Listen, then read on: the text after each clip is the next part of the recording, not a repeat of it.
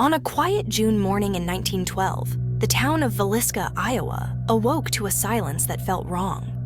The Villisca axe murders would soon become one of the most haunting, unsolved crimes in American history. The small farming community, accustomed to the rhythm of early risers and the scent of fresh-cut hay, stirred uneasily as word spread that something terrible had happened at a white two-story home near the edge of town.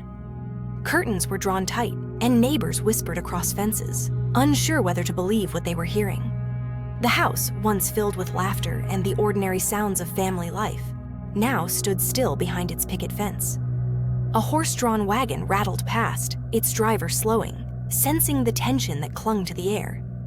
By mid-morning, the local marshal had arrived, his boots crunching on the gravel path as he stepped toward the front porch. The door creaked open under his hand, revealing a darkness that smelled faintly of kerosene and dust. Inside, the air was heavy, unmoving, as if the house itself were holding its breath. The marshal called softly into the rooms, his voice swallowed by the stillness. Within minutes, he stepped back outside, pale and shaken, signaling for help. The town's doctor, a few deputies, and a small crowd gathered, their faces reflecting confusion and dread. No one could yet comprehend the scale of what had taken place, only that an entire household had been silenced overnight. The sun climbed higher, casting long shadows across the yard, and the murmurs of disbelief grew into a low, collective fear. Villisca, once a place of open doors and shared suppers, would never feel the same again. The first responders moved carefully through the rooms, their footsteps muffled by the worn rugs and wooden floors. The shades had been drawn in every window, leaving the interior dim even under the bright summer sun. The doctor noted the stillness, the absence of movement or sound, and quietly instructed the men to keep others outside. Word traveled fast in a town that size, and by the time the sheriff arrived, dozens of townspeople had gathered in the street, craning for a glimpse of what was happening inside. The sheriff ordered the perimeter cleared, though the concept of a crime scene was still new to many. He posted a deputy at the front gate and another at the back alley, their task to keep curious neighbors from entering. Inside, the doctor and sheriff worked methodically, documenting what they could with pencil and paper. They noted the position of furniture, the state of the doors, the faint smell of oil from a nearby lamp.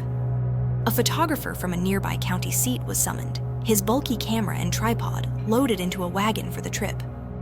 The heat of the day pressed against the walls, and flies gathered near the windows. Outside, a minister led a quiet prayer with those waiting, his voice trembling slightly as he spoke. The sheriff emerged briefly to send for the coroner, his face drawn and expression unreadable. He spoke in low tones to the doctor, then turned toward the crowd, instructing them to return home. Few did. The townspeople lingered, unwilling to leave the street where their sense of safety had been broken. The church bell tolled noon, but no one moved toward lunch. The sound of the bell seemed to mark the moment Villisca lost its innocence.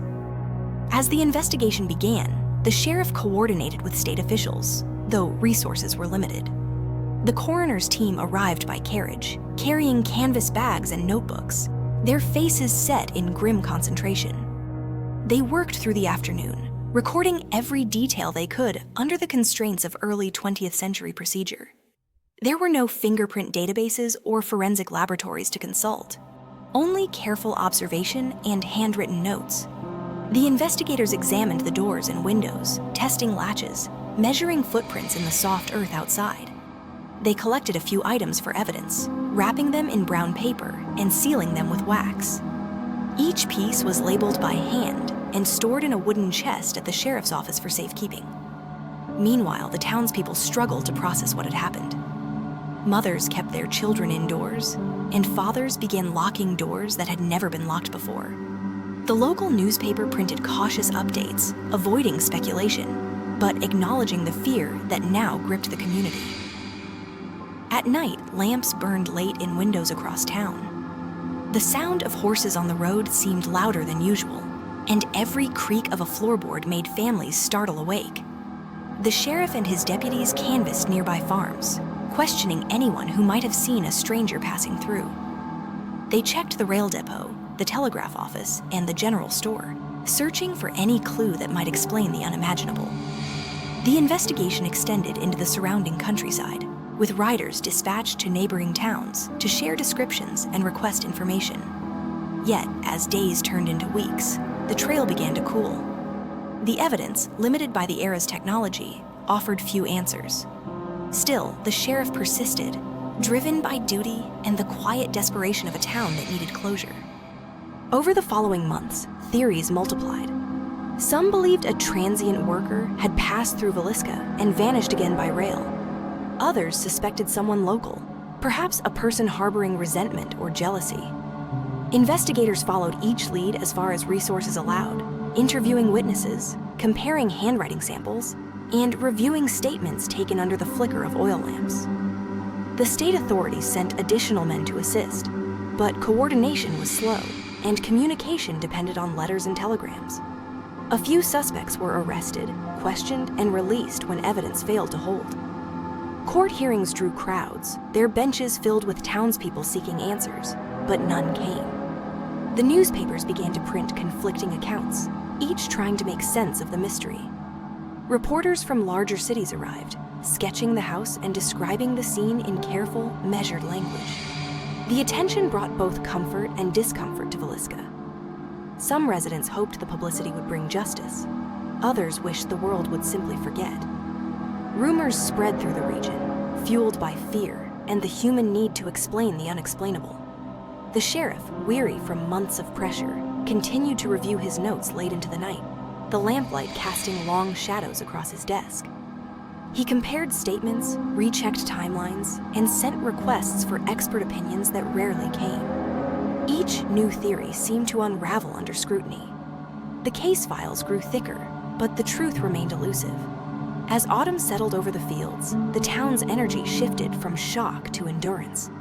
The house on that quiet street stood empty, its windows boarded, its story whispered but never resolved. Years passed, and the Villisca axe murders became part of the town's identity, a wound that never fully closed. The home remained, weathered by time, its white paint fading under the Iowa sun. Generations grew up hearing the story, each retelling slightly different, but always ending the same way, with unanswered questions. Historians, amateur detectives, and curious visitors continued to study the case, examining old photographs, court transcripts, and yellowed newspaper clippings. Some claimed to have new insights, but none could prove them. The town itself learned to live with the uncertainty, balancing remembrance with resilience. Annual memorials honored the victims quietly, without spectacle. The local museum preserved artifacts from the era, offering context rather than conclusion. Forensic science advanced far beyond what investigators in 1912 could have imagined. Yet even modern methods could not bridge the gap left by lost evidence and time.